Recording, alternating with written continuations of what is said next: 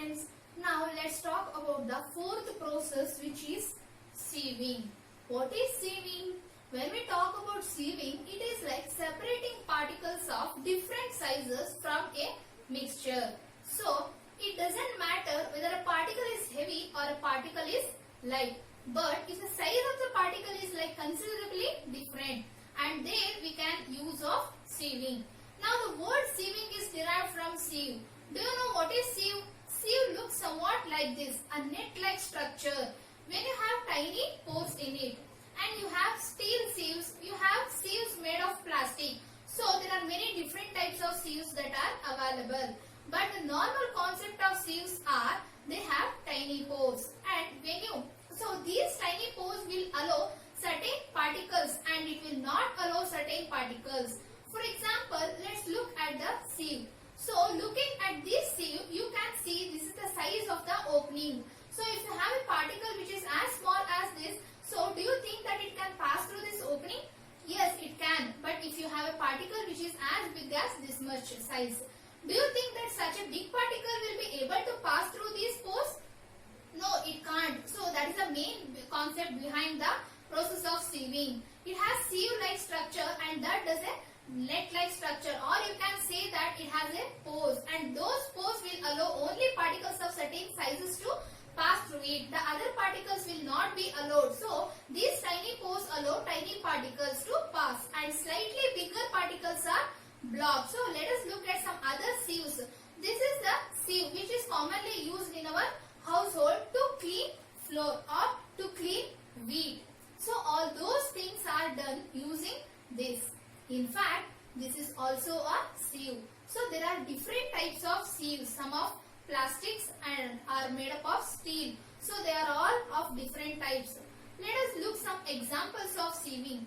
Where do we use sieve? One very common example is to remove impurities from wheat or flour. Because we made use of this flour, we normally prepare anything. Maybe you can prepare a chapati or for preparing parathas. So wherever you make use of flour or wheat, first thing that you do is to remove impurities, because a lot of time this flour might contain tiny worms and it contain tiny pebbles. So it is very difficult to hand pick them. So that's why this sieving is used. That is only allows the tiny particles of the flour to pass through it, and it doesn't allow the impurities. So what will happen? The impurities will remain here and the flour and the clean flour will be here. So that's how sieving is helpful to remove impurities. It is also used in pharmaceutical industry to ensure the right quality, because in the pharmaceutical industry a lot of medicines are being prepared, and now during the process of preparing or manufacturing medicines, it is very important that impurities are not present at any point, because these medicines are like consumed by human beings or treat diseases. So if they contain impurities, then they can be deadly for living organism. So that is why it is very important to ensure that there are no impurities. So throughout the process of production or manufacture of medicines, it is always ensured that the impurities are removed, and for these removal of impurities, in a lot of places the process of sieving is reutilized. So that means sieving is beneficial, quite beneficial. The sieving also has its own advantages and disadvantages. If you talk about the advantage, it is effective to separate tiny particles. For example, when you talk about flour, just removing impurities from flour could be a tedious job if it found doing it manually, because the particles are so tiny. That's very difficult to see.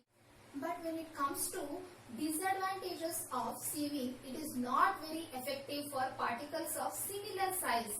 So now, since here it distinguishes the two particles only based upon their size.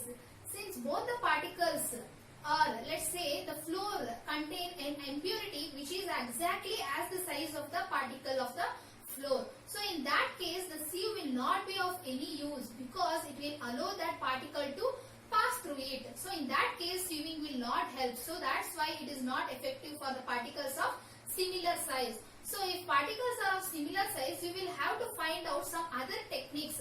Now if two particles are of similar size but one is heavy and one is lighter, you can make use of winnowing. If two particles are different sizes, even if slightly different sizes, you can make use of sieving. So the next process that we are going to talk about is sedimentation. Sedimentation. The word sedimentation has come from the word sediment. So something which kind of settle down and comes to the bottom, that is sediment. So it is a separation technique for insoluble particles from water under the influence of gravity. So now there are certain particles which do not dissolve in water. So let us see certain examples. Let's say when you mix sugar with water and you stir it completely, what happens? Sugar completely dissolves in water. So you do not get to see the particles of sugar inside the water. But if instead of sugar, if you try to mix sand in water and if you no matter how much ever you stir, you can still see the sand particles because it doesn't dissolve in water. So sand is insoluble in water. Let us say if you take some sand, put it in water, stir it completely. So let's say something like this. So even if you keep stirring it completely, so everywhere you have sand particles. But the moment you stop stirring and if you leave it undisturbed for some time, so after some time, what do you see? You see that all the sand particles, they tend to settle down at the bottom, and this settlement at the bottom is termed as sediment, and this is called as sedimentation.